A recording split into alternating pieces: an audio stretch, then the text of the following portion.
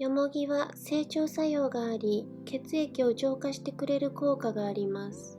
腸が汚れると浄化層の役割を果たす肝臓や腎臓の負担が大きくなり、浄化しきれなかった汚れが体全体に回り病気になってしまいます。よもぎエキスは糖尿病や高血圧、リウマチ、貧血に効果が期待でき、がんや難病の人は大豆くらいの量を1日 2,3 回飲むと良いと言われています。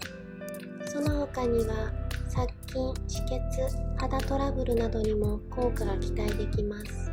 今回はよもぎエキス2種類の作り方をご紹介しています。少し面倒だけど1日で完成するよもぎエキス A と、完成まで半年かかるけど簡単に出来上がるよもぎエキス B があります。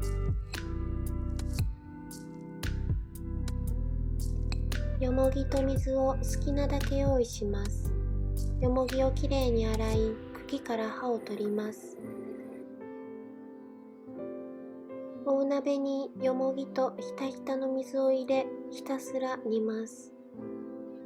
水が半分になるまで煮ます。ざる、ボウル、ガーゼなどでこしていきます。こしたエキスをさらに飴状になるまで煮詰めます。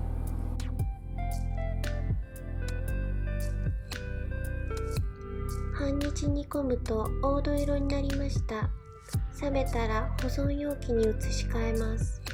このエキスは冷暗所で保存すると何年も持つそうです。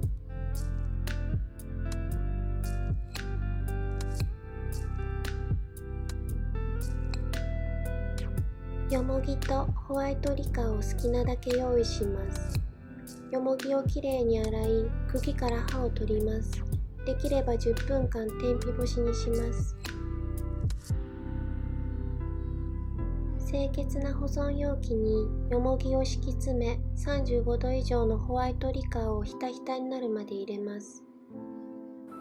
蓋をしっかり閉め、冷暗所で保存します。